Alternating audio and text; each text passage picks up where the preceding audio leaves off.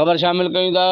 Bureau chief Karachi Mohammad Salim Memon जी report मूजिब आउं पंहिंजी रज़ा ख़ुशीअ सां हिंदू मज़हब खे छॾे मुस्लमान थी आहियां। पहिरीं मुंहिंजो नालो सनम हुयो, हाणे फातिमा आहे ऐं यासीन वलद नूर मोहम्मद भट्टी राजपूत सां मलीरी कोर्ट में निकाह कयो आहे। तहफ़ुज़ ॾिनो वञे कराची नूर खान ॻोठ जे राजपूत सोसाइटी जो यासीन वलद नूर मोहम्मद भट्टी राजपूत ऐं हिंदू बस्ती जी नौजवान छोकिरी फातिमा वलद गुल खान मलीरी कोर्ट में प्यार जो परणो करे छॾियो। कोर्ट में शादी करण खां पोइ प्रेमी जोड़े खे फातिमा जे माइटनि खां धमकियूं मिलण बैदि प्रेमी जोड़ो तहफ़ुज़ लाइ ओलह प्रेस क्लब पहुची प्रेस कॉन्फ्रेंस कंदे चयो त असां हिक ई ॻोठ में रहंदा आहियूं, 3 सालनि खां असां हिक ॿिए खे चाहींदा आहियूं ऐं असां पाण में मुहबत कयूं था ऐं आउं पंहिंजी रज़ा ख़ुशीअ सां मुस्लमान थी आहियां।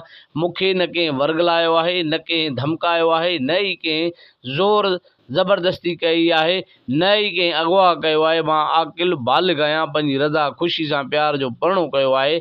मुंहिंजा माइट मुंहिंजे मुड़ुस मथां जेकी कूड़ा केस कनि उहे ख़ारिज कया वञनि। जॾहिं त यासीन भट्टी जो चवणु हुयो त असां शरीयत मुहम्मदी निकाह कयो आहे। कोर्ट जो लेटर ऐं निकाह नामो समेत ॿिया कोर्ट जा काग़ज़ात सोराबकोट थाणे ते जमा कराए छॾिया आहिनि। फातिमा पहिरियों हिंदू मज़हब सां सलाहियल हुई पर हाणे हिकु मुस्लमान आहे।